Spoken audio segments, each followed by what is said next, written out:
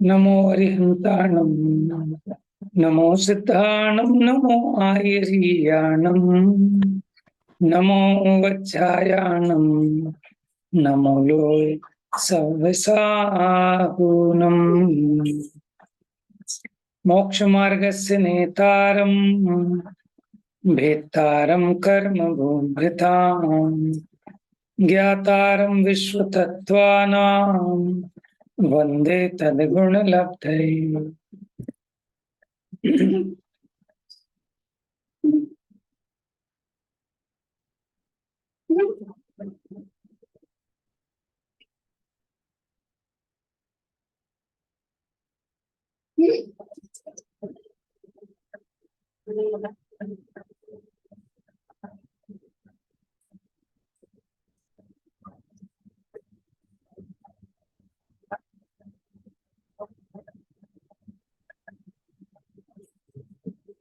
जी, तो कल हमारी चर्चा कल्प वृक्षों की चली थी।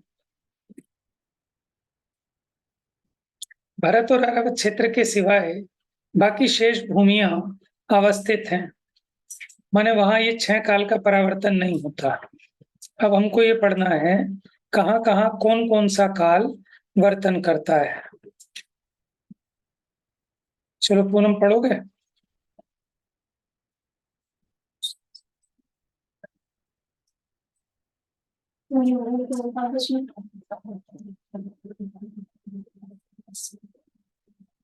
पढ़िए।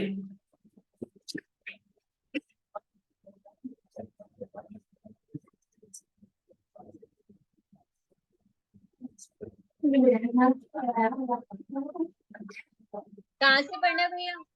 कहाँ कौन कौन सा काल वर्तन करता है? देव कुरु उत्तर कुरु में कहाँ कहाँ कौन सा काल वर्तन करता है? देव कुरु उत्तर कुरु। पहला काल तुल्य उत्तम भोग भूमि। भैया ये पूरा नहीं आ रहा साइड का। अच्छा, एक मिनट।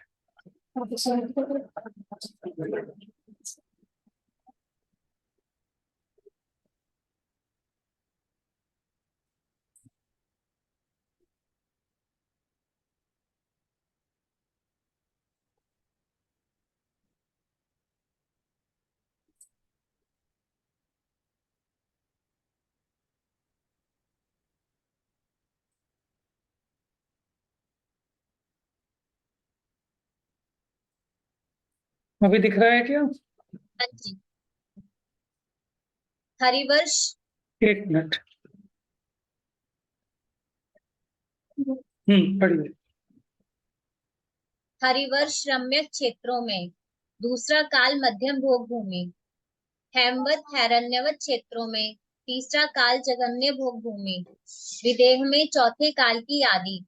भोग भूमि अंतर्द्वीपज। तीसरा काल तुल्य। मानुषोत्तर पर्वत के स्वयंप्रभ पर्वत तक असंख्यात द्वीप समुद्रों में। तीसरा काल तुल्य। अंत का आधा स्वयंभू रमन द्वीप, स्वयंभू रमन समुद्र और 4 कोने। पंचम काल तुल्य। देखिए, देव कुरु उत्तर कुरु जो उत्तम भोग भूमि के समान है, हरिवर्ष और रम्यक मध्यम भोग भूमि के समान, हेमवत और हिरण्यवत जघन्य भोग भूमि के समान काल का वर्तन है। विदेह क्षेत्र में चौथे काल के प्रारंभ में जैसा होता है ना हमारे यहाँ, अब सर्पणी के चौथे काल के प्रारंभ में जैसी दशा होती है वैसी विदेह में सदाबहार। कुभोग भूमि जो अंतर्द्वीपज है वो जघन्य भोग भूमि के समान, मानुषोत्तर पर्वत के स्वयंप्रभ पर्वत तक असंख्यात द्वीप समुद्रों में। देखो, मानुषोत्तर पर्वत है जो 2.5 द्वीप, जिसके कारण डिवीजन हो गया। ठीक है, 2.5 द्वीप की जो बाउंड्री है वो मानुषोत्तर पर्वत है। और ये स्वयंप्रभ पर्वत कहाँ आएगा? अंतिम जो द्वीप है स्वयंभू रमण द्वीप, उसके बीच में है स्वयंप्रभ पर्वत। यानी इसके बीच के जितने असंख्यात द्वीप समुद्र हैं वहां भी जघन्य भोग भूमि त्रियंचों की। अब अंत का आधा स्वयंभू रमण द्वीप, फिर स्वयंभू रमण समुद्र और उसके चारों कोने, वहां जैसे अपने यहाँ भी पंचम काल है उसके समान है। आगे पढ़िए। कहाँ कहाँ कौन सा काल वर्तन करता है? देवगति पहले काल तुल्य, नरक गति छठे काल तुल्य, भरत ऐरावत क्षेत्र के 5 म्लेच्छ खंड और विद्याधर श्रेणियों में चौथे काल से आदि लगाकर उसी तक हानि वृद्धि। हाँ जी, देवगति में जैसे यहाँ उत्तम भोग भूमि का काल होता है वैसा, नरक गति छठे काल के तुल्य, भरत ऐरावत क्षेत्र में जो 5-5 म्लेच्छ खंड है और विद्याधरों की श्रेणी है, वहां काल का परावर्तन कैसा होता है? चौथे काल के प्रारंभ से लगाकर अंत तक इस प्रकार हानि वृद्धि चलती है। अब अगला सूत्र कहते हैं, एक द्वि त्रिपल्योपम स्थित्यो हैमवतक हारि वर्षक दैव कुर्वकः। पढ़िए। हेमवत, हरिवर्ष और देवकुरु के मनुष्यों की स्थिति क्रम से 1, 2 और 3 पल्योपम प्रमाण है। देखिए, 1 माने 1, द्वि माने 2, त्रि माने 3, पल्योपम किस किस की? हेमवतक की। यानी हेमवत क्या है?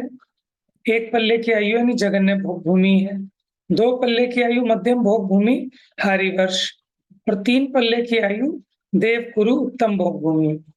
ठीक है। अगला सूत्र कहते हैं तथोत्तरा, ये तो दक्षिण के बताए थे, इसी प्रकार उत्तर में है। जैसे यहाँ ये देखिए, यहाँ भरत हेमवत हरि है, वहां रम्यक हिरण्यवत, हाँ रम्यक और हिरण्यवत और उत्तर कुरु। विदेहेषु संख्ये कालः, विदेहों में संख्यात वर्ष की आयु है। संख्यात बोले तो 1 कोटि पूर्व की आयु है संख्यात। द्विर धात की खंडे, अब धात की खंड का वर्णन प्रारंभ। द्विर मैंने 2,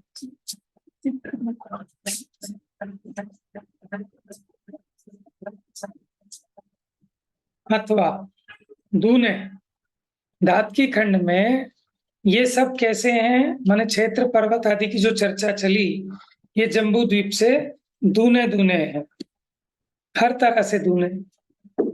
देखो, मतलब संख्या की अपेक्षा दूने हो गए, क्योंकि धात की खंड के 2 पार्ट हो जाते हैं, पूर्व धात की खंड और पश्चिमी धात की खंड। अथवा हम इसका अर्थ ऐसा भी कर सकते हैं कि धात की खंड 2 हैं, एक पूर्व धात की, एक पश्चिम धात की।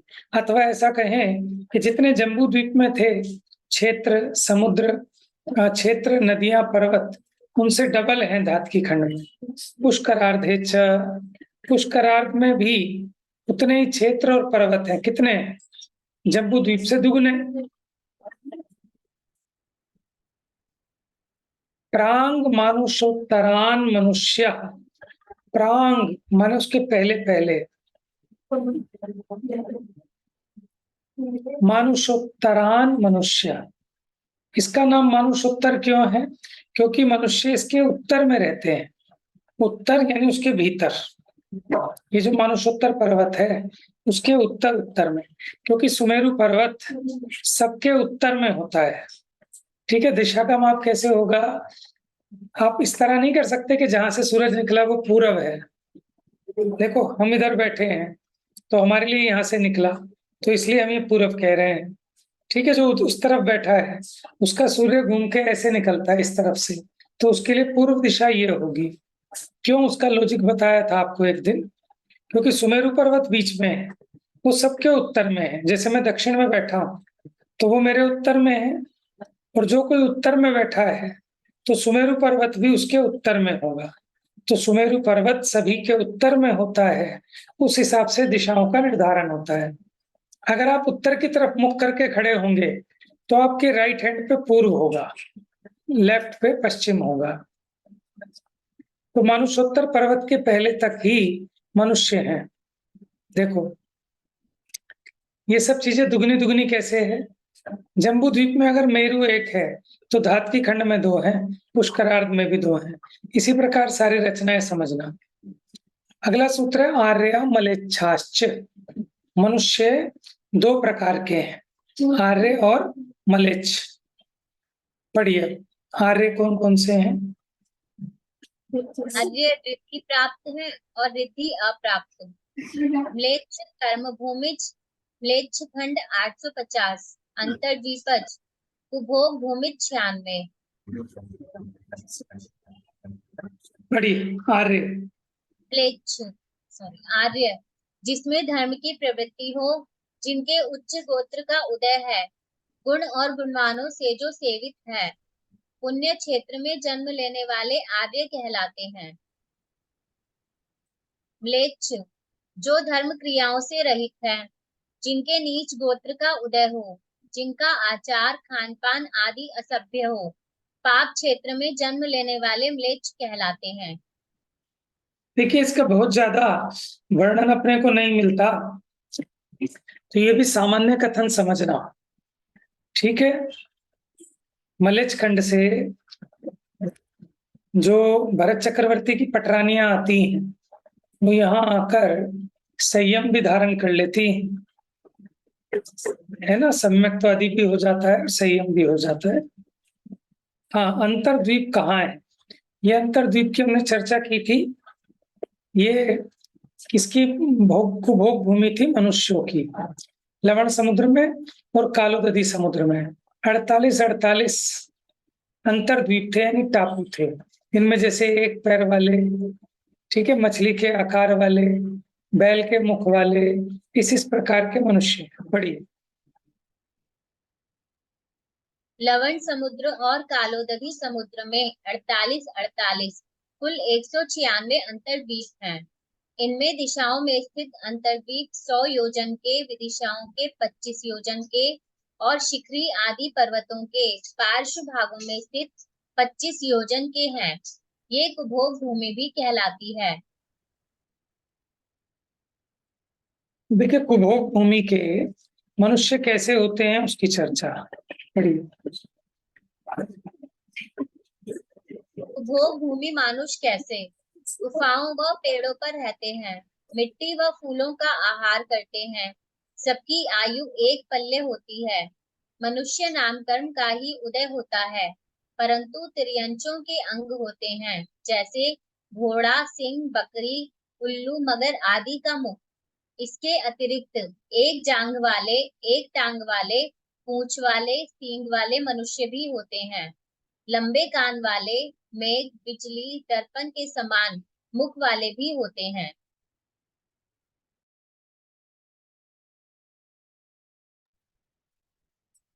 अब देखिए 14 कुलकरों की चर्चा आई थी।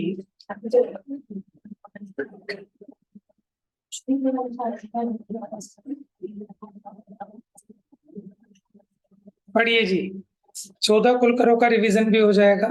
थोड़ा सा बड़ा कर दिए आप, देखिए दिख रहा है, कट रहा है। कट रहा है भैया, पहले से ही दिख रहा था। हाँ ठीक है। 14 कुलकर प्रतिश्रुति। इन्होंने लोगों को समझाया कि रोशनी प्रदान करने वाले वृक्षों का प्रकाश इतना अधिक था कि सूर्य और चंद्रमा दिखाई नहीं देते थे, लेकिन अब इन वृक्षों की आभा कम हो रही है। प्रतिश्रुति कुलकर के समय से दिन और रात का भेद माना जाता है। सन्मति। इनके समय में सितारे आकाश में दिखाई देने लगे थे। क्षेमंकर। इनके समय में जानवरों ने उपद्रव मचाना शुरू कर दिया था। अब तक कल्पवृक्षों ने पुरुषों और जानवरों की आपूर्ति के लिए पर्याप्त भोजन प्रदान किया था, लेकिन अब स्थिति बदल रही थी और हरेक को खुद के लिए व्यवस्था करनी थी। घरेलू और जंगली जानवरों का अंतर क्षेमंकर कुलकर के समय से माना जाता है। क्षेमंधर। इन्होंने जंगली जानवरों को दूर भगाने के लिए लकड़ी और पत्थर के हथियारों का प्रयोग करना सिखाया। सीमंकर। यह जूम हो गया। हाँ कट रहा है अभी? हाँ भैया।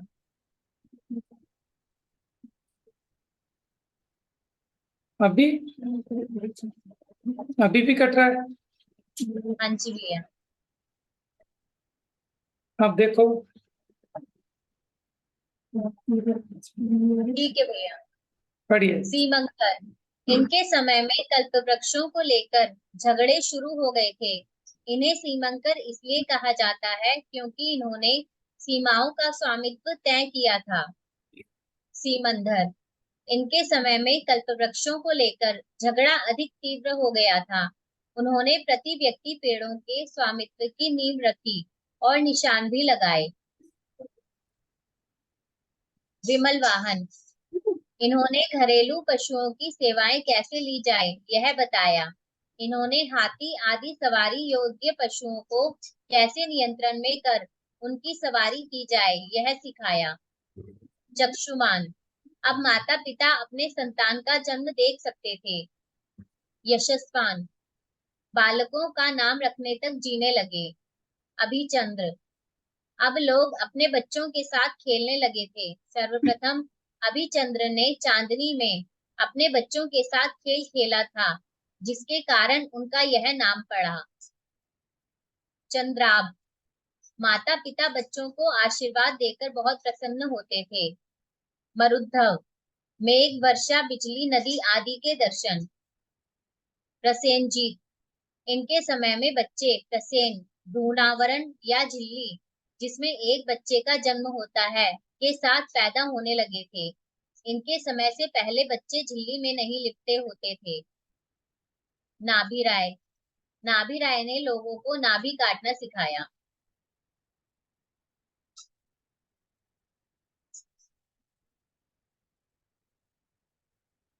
भैया आप म्यूट हो।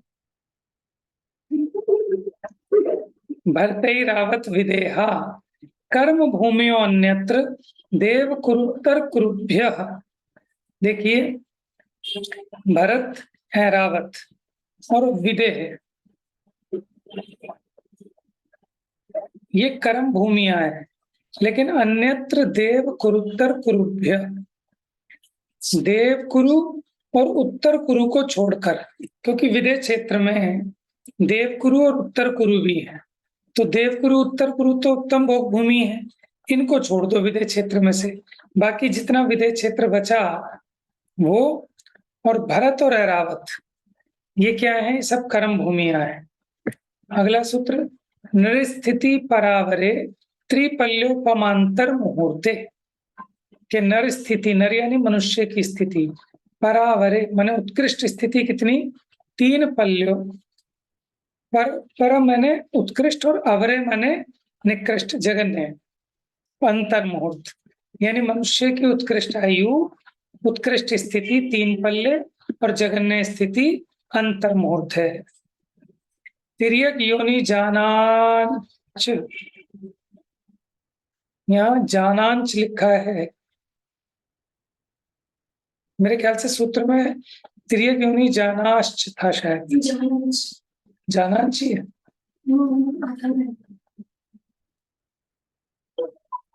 वहां पर ऐसे तिर्यक योनि जानाम च, उस पे अंक की बिंदी लगा रखी होगी और च अलग होगा, तो त्रियंचों की भी स्थिति उतनी है, कितनी, मनुष्य के बराबर, उत्कृष्ट 3 पल्ले, जगन्य अंतर मुहूर्त।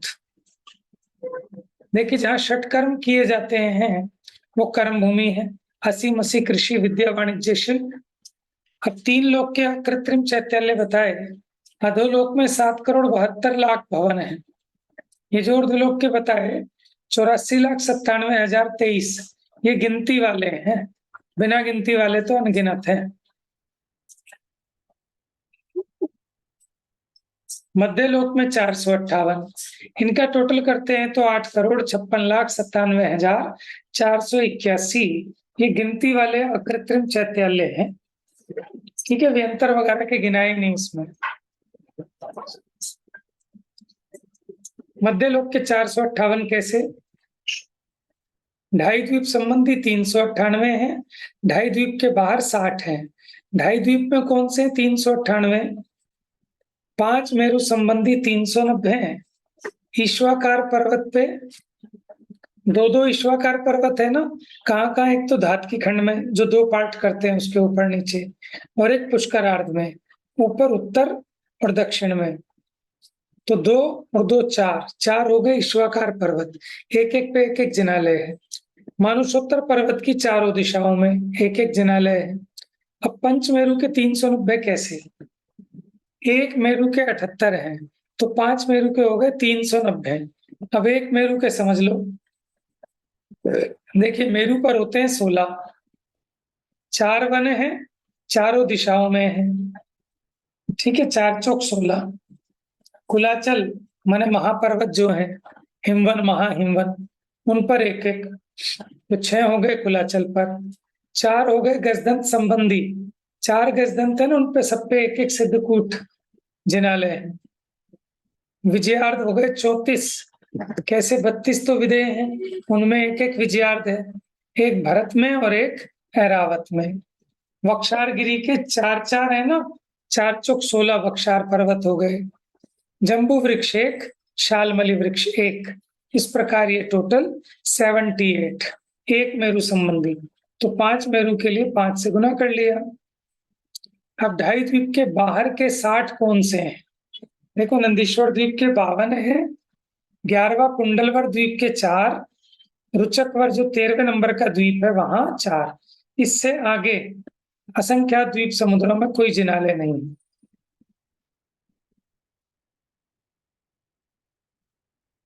देखो नंदीश्वर द्वीप का व्यास कितना होगा, देखिए कैसे निकाला, मतलब एक तरफ का, यहां से यहां तक की इसकी विस्तार। पहले द्वीप का आ गया, फिर समुद्र का, ऐसे दुगना दुगना करते करते ये 8वें नंबर का द्वीप है ना, और ऐसे काउंटिंग करेंगे तो 15वां नंबर बैठेगा। तो ऐसे डबल डबल करते चले गए। 163 करोड़ 83 लाख योजन, 163 कोटि जो जन महा, लाख 84 एक दिशी में लहा। अब वहां तो 84 लाख लिखा है, यहाँ 83 लाख गलती से हो गया। डबल करेंगे ना, 2 दूनी 4 आएगा यहाँ पर। कहाँ है पूनम भाभी जी, है क्या? उनको बता देते हैं।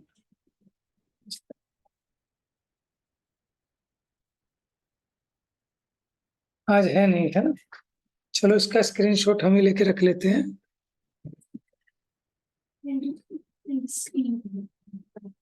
शिफ्ट के साथ ये मैंने ले लिया, मैं ग्रुप पे भेज दूंगी। ठीक है।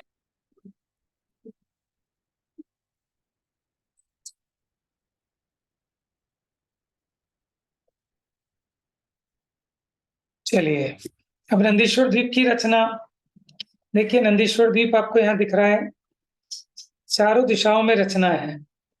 पहले एक दिशा की देख लो, एक दिशा की देख लो पहले।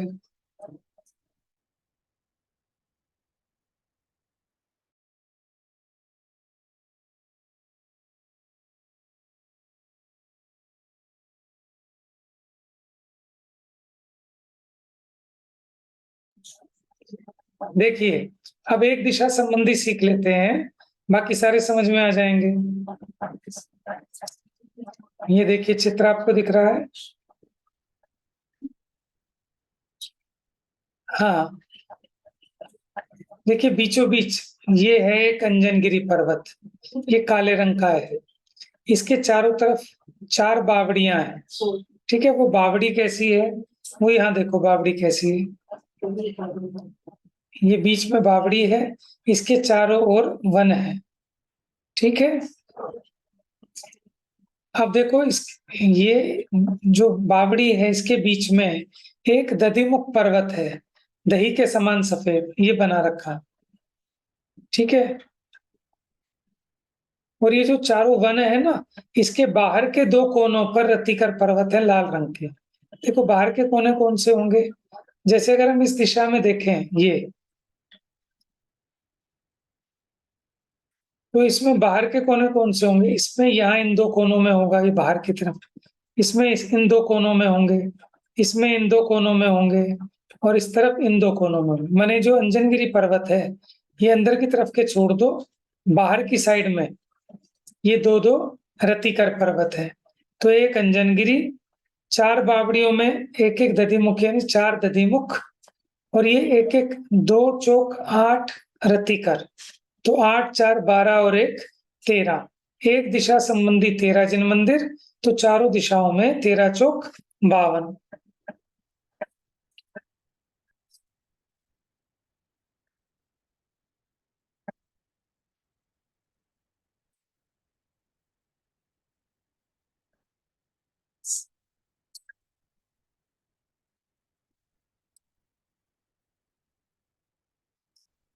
नंदीश्वर द्वीप के चारों दिशा के 52 चैत्यालय।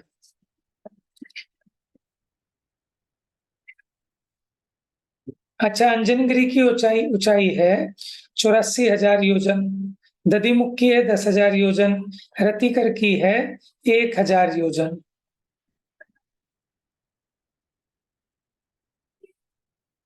फिर से 458 का टोटल कर दिया। चैत्यालय 3 प्रकार के बताए थे, उत्कृष्ट, मध्यम और जघन्य। कितने बढ़िया नोट्स बना रखे हैं कि सारे के सारे नोट्स यहाँ आ गए। जिन्होंने नोट नहीं किया वो भी अच्छे से सब चीजें रिवाइज हो गई। उत्कृष्ट में 100 योजन की लंबाई, 50 योजन चौड़ाई, 25 योजन ऊंचाई है। अब इनके आधे आधे करते जाओ। देखो, अच्छा, ये लंबाई, चौड़ाई, ऊंचाई। मध्यम वाला आधा कर दिया। 100 की जगह लंबाई कितनी हो गई? 50, चौड़ाई हो गई 25, ऊंचाई आधी हो गई 75 की 37.5। फिर इनका आधा कर दिया तो ये जगन्य चैत्यालय आ गए। अब कहाँ कौन कौन से चैत्यालय हैं? उत्कृष्ट चैत्यालय कहाँ कहाँ है? भद्रशाल वन में है, नंदनवन में है, नंदीश्वर में है, वैमानिक में है। मध्यम चैत्यालय सोमनस वन में है, कुलाचल पर्वतों पर है, वक्षारगिरी पर है, ईश्वाकार, मानुषोत्तर, कुंडलगिरी, रुचकगिरी, और जगन्य पांडुक वन में। और छोटे भी हैं उससे, एक कोस वाले, वो विजयार्ध में, जम्बू वृक्ष और शालमली वृक्ष में है। और अनेक प्रकार के और भी होंगे भिन्न भिन्न, वो अधोलोक में, व्यंतर और ज्योतिषी के विमानों में है। इस प्रकार ये रिवीजन पूरा हो गया आपका। अगर आपका कोई प्रश्न है तो ले लीजिए।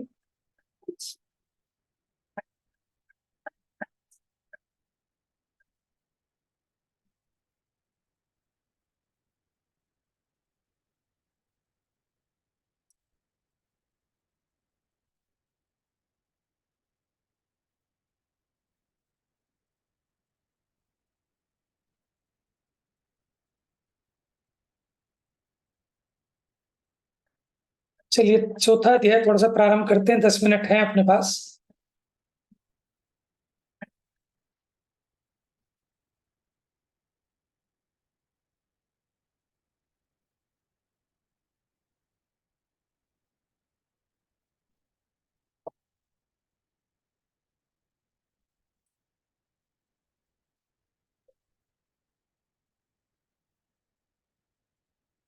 हम्म।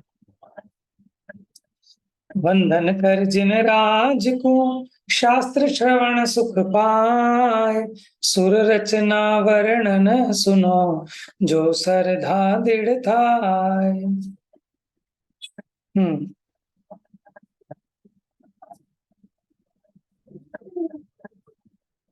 चलिए पढ़िए पूनम। यहीं से पढ़ने भैया शुरू से।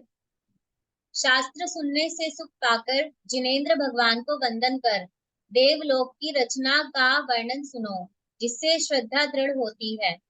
अब शिष्य पूछता है कि पहले भव प्रत्ययो बधिरदेव नारकाणाम प्रथम अध्याय सूत्र 21 इत्यादि में अनेकों बार देव पद आ गया है, परंतु यह ज्ञात नहीं है कि वे देव कौन है, कितने प्रकार के हैं इत्यादि के उत्तर में उनका निश्चय कराने के अर्थ देवों की रचना कहते हैं, अथवा जीवादि षट द्रव्यों के निवास स्थान रूप 3 लोक में से अधोलोक और मध्य लोक की रचना का वर्णन तीसरे अध्याय में हो गया है। अब यहाँ ऊर्ध्व लोक की रचना का वर्णन करने के लिए आचार्य सूत्र कहते हैं, देवाश चतुर्निकायाः, देव 4 निकाय वाले हैं। देव गति नामक नाम कर्म के उदय से और बाह्य निमित्त के वश से जो द्वीप समुद्र आदि में क्रीड़ा करते हैं वे देव हैं। गोमटसार जीव कांड के गति मार्गणा नामक 6वें अधिकार में किए गए देव गति संबंधी वर्णन के अनुसार देव पद का ऐसा अर्थ है कि जो नित्य ही दिव्यंती मेरु कुलाचल समुद्र आदि में क्रीड़ा कर हर्षित होते हैं, परस्पर मत रहित होकर रमते हैं, मनुष्यों को दुर्लभ अणिमा महिमा आदि रिद्धि से सहित हो, दिव्य प्रभाव में दीप्ति से प्रकाशमान, 7 धातु मल रोगादि दोषों से रहित, देदीप्यमान महामनोहर रूपवान शरीर संपन्न है, वे देव हैं। चतुः 4 भेद रूप, निकाया अनेक भेदों के समुदाय रूप एक जाति, देवों के भवनवासी, व्यंतर, ज्योतिषी और वैमानिक, ये 4 निकाय हैं। देखिए, देवास चतुर निकाय, निकाय होता है ग्रुप, समूह। तो 4 समूह वाले हैं। वो 4 समूह बता दिए, भवनवासी, व्यंतर, ज्योतिषी और वैमानिक। और इसका निरुक्ति अर्थ क्या किया देव का, कि जो दिव्यंती माने मेरु कुलाचल समुद्र आदि में क्रीड़ा करके हर्षित होते हैं, अणिमा महिमा आदि रिद्धि से सहित होते हैं, दिव्य प्रभाव में दीप्ति से प्रकाशमान, 7 धातु मल रोग दोष आदि से रहित, दैदीप्यमान महामनोहर रूपवान शरीर संपन्न हैं, वे देव हैं। पढ़िए। सूत्र में देव पद के लिए देव इस प्रकार एक वचन का ही निर्देश करना उचित था, क्योंकि एक वचन से ही सजातीय अनेक पदार्थों की प्रतीति होती है। यहाँ बहुवचन कहने का प्रयोजन क्या है? उत्तर, इन चारों ही निकायों में इंद्र, सामानिक आदि तथा आयु, काय आदि परक अनेक भेद देवों में होते हैं। उन्हें बताने के लिए बहुवचन का प्रयोग किया गया है।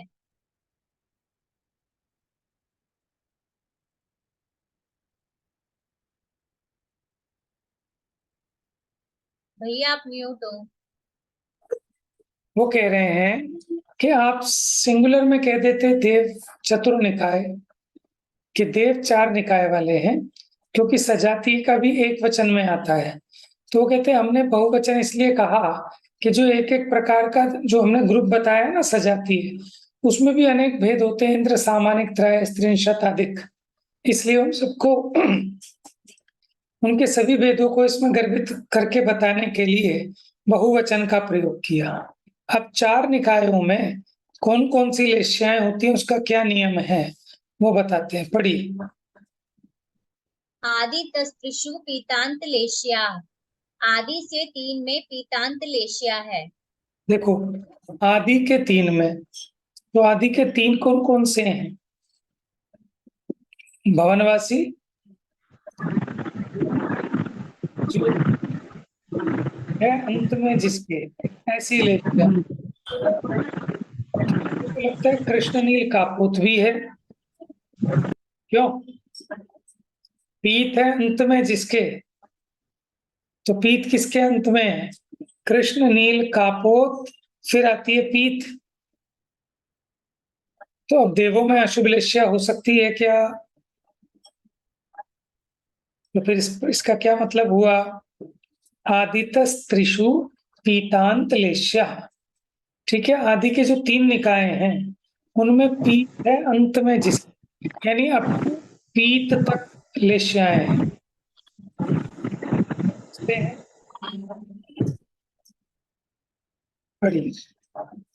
आदितः प्रारंभ से, त्रिषु तीनों में, भवनवासी व्यंतर ज्योतिषी में, पीतांत लेश्या पीत पर्यंत लेश्याएं, कृष्ण नील कापोत पीत पर्यंत 4 लेश्याएं हैं। पद्म शुक्ल ये 2 लेश्याएं नहीं हैं। यहाँ आदितः ऐसा पद कहने से अंत और मध्य का निषेध किया है। त्रिपद कहने से 2 एक का निषेध किया है। इस प्रकार सूत्र का समग्र अर्थ यह हुआ कि भवनवासी, व्यंतर, ज्योतिषी इन 3 निकाय वाले देवों के कृष्ण, नील, कापोत और पीत ये 4 लेश्याएं होती हैं। देखो, इसमें खुलासा नहीं किया कि क्यों होती है, वो अपर्याप्तक दशा की अपेक्षा होती हैं जब तक वो निर्वृत्तियां पर्याप्तक है। मैंने पिछले भाव में किसी ने कृष्ण लेशा में मरण किया तो यह भवनवासी में जन्म हुआ, तो जब तक अंतर मुहूर्त तक इसकी पर्याप्तियां पूरी नहीं होती, निर्वृत्य अपर्याप्त रहता है, तो वही लेश्या चलेगी पीछे वाली। ठीक है, तो यह अपर्याप्त दशा की बात है। पर्याप्तक होने पर देवों में कोई भी अशुभ लेश्या नहीं पाई जाती, शुभ लेश्या ही पाई जाती है। ठीक है, वैमानिकों को छोड़ दिया क्योंकि वैमानिकों में अपर्याप्त दशा में भी कृष्ण नील कापोत नहीं पाई जाती। अभी जो चार निकाय वाले देव हैं, इनके अंतर भेद कहते हैं। दशाष्ट पंच द्वादश विकल्पाः कल्पोपन्न पर्यंताः, कल्पोपन्न पर्यंताः, कल्पोपन्न पर्यंताः। तो कल्पोपन्न माने दो भेद हैं, कल्पोपन्न और कल्पातीत। 16 स्वर्गों तक, ठीक है, कल्प कहलाते हैं, कल्पवासी अथवा कल्पोपन्न, और उसके ऊपर कल्पातीत। तो इसके भेद बता रहे हैं अभी। कल्पोपन्न तक भेद बनेंगे 10, अष्ट, पंच, द्वादश विकल्पा। देखो 10 किसके होंगे? भवनवासी के, अष्ट व्यंतर के, 5 ज्योतिषी के, 12 वे वैमानिक के। पढ़िए।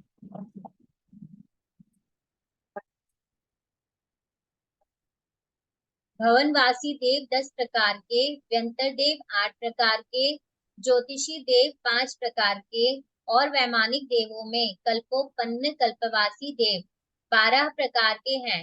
विकल्प पृथक पृथक भेद। इस प्रकार चार निकायों के ये 35 भेद हैं। प्रश्न, इनकी कल्प संज्ञा क्यों है? उत्तर, इनमें इंद्र आदि 10 प्रकार की कल्पना पाई जाती है, अतः ये कल्प कहलाते हैं।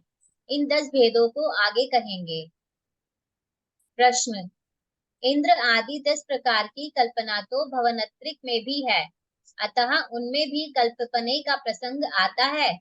उत्तर, यह दोष यहाँ नहीं है, क्योंकि अनादिकालीन रूढ़ी के वश वैमानिकों में ही कल्प पद की प्रवृत्ति हो रही है, अतः इंद्रादि का व्यवहार होने पर भी भवनत्रिक को कल्प नहीं कहते हैं।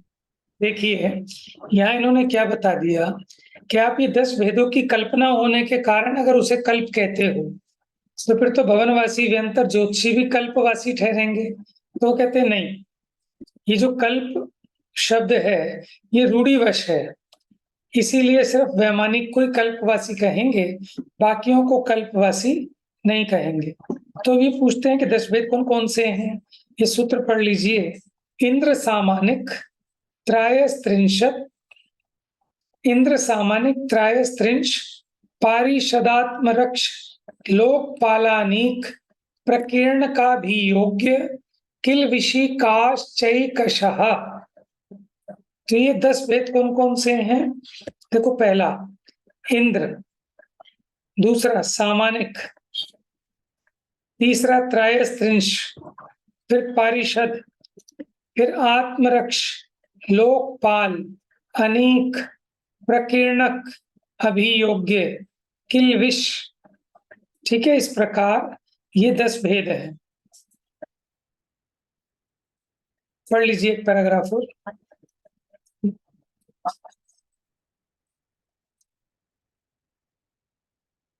प्रत्येक में अन्य देवों में नहीं पाई जाने वाली असाधारण अणिमा महिमा आदि अनेक रिद्धियों से संयुक्त इंद्र है। इंद्र इंद्रतीति इंद्र, जो परम ऐश्वर्य क्रिया रूप प्रवर्तिता है, वह इंद्र